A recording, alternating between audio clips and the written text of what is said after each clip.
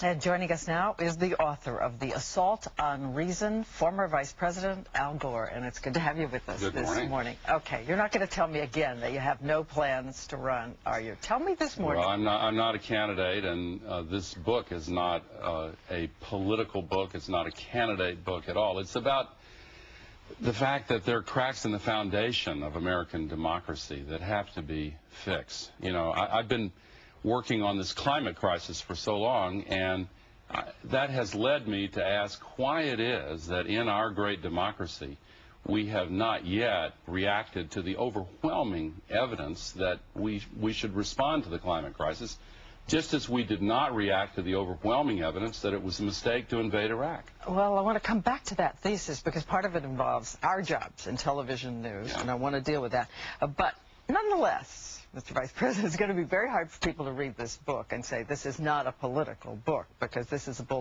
book that really does go to the current administration. And my question... Just as one of many examples of how our conversation of democracy has turned toward these buzzwords and phrases, like the frame for the discussion, the logo, Campaign 08.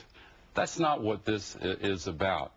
You know, for anybody who has asked the question, has something gone wrong in our country? This book is about that. It's about what's gone wrong and how we can fix it. But you use some very strong language here, for instance, about Iraq. And you do say at one point that history will judge this invasion as not only tragic but absurd. And another point you say, if Iraq had nothing to do with 9/11, the president took us into a war he didn't have to. 3,000 Americans and countless Iraqis died unnecessarily. Are you saying in this book and this morning that Americans, 3,000 of them, died unnecessarily? See, that's the kind of buzzword approach. Is it an unnecessary death? No, those who serve our country are honored in memory, and those who are still serving are always honored. That's not the question. There is hardly anybody in America left, Diane, who doesn't believe that it was a terrible mistake to invade a country that didn't attack us. But all of the evidence necessary to make that judgment before we invaded was available, and in hindsight, all of the blue ribbon study commissions, they look back at it and they say, oh, it's really obvious we shouldn't have done this. Republicans, Democrats, now the conclusion is not really partisan. This was a mistake. But we have been making a series of really important, really big mistakes.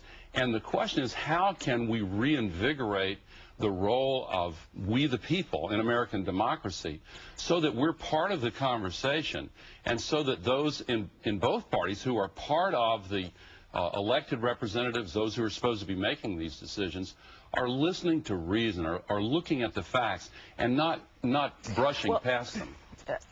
Again, not to come back to this and fall into your thesis that the press only wants the horse race of the political campaign, but one way back to the horse race. Back to the horse race.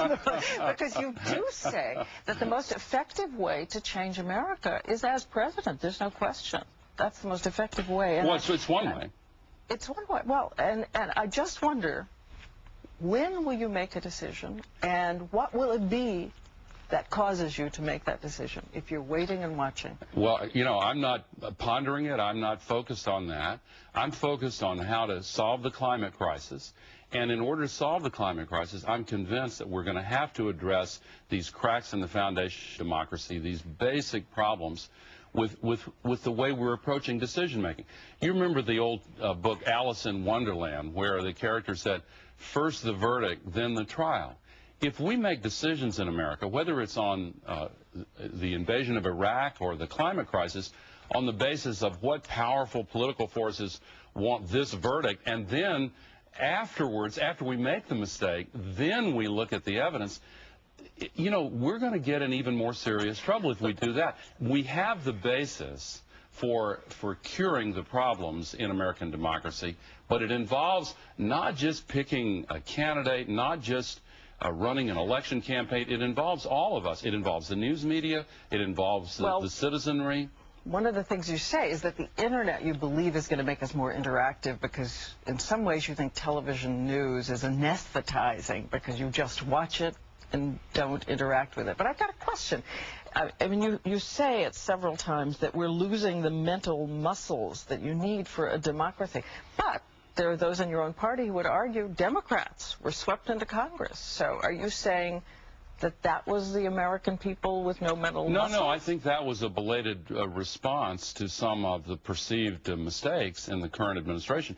But I think that the threshold for change was way too high. I think it was 6 years of mistakes where people did not respond. Let me give you one quick example. Just before the Congress, the Senate, voted on invading Iraq, polls showed that more than 2/3 of the American people genuinely believed that the person mainly responsible for the attacks of 9/11 was Saddam Hussein in Iraq.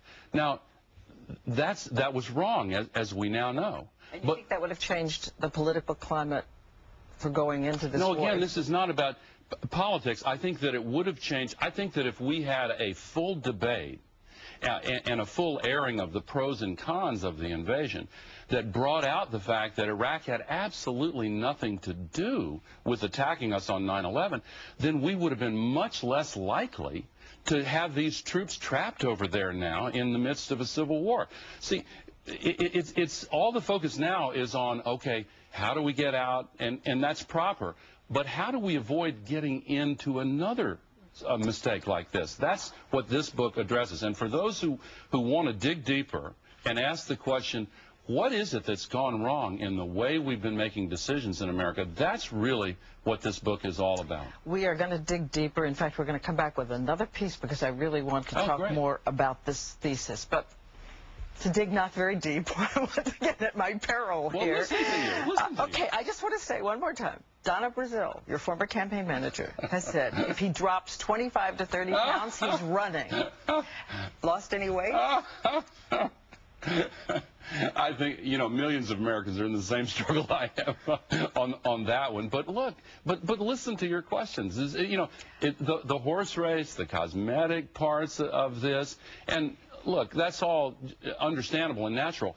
But while we're focused on, Brittany and K-Fed and Anna Nicole Smith and all this stuff, meanwhile, very quietly, our country's been making some very serious mistakes that could be avoided if we, the people, including the news media, are involved in a full and vigorous discussion of what our choices are.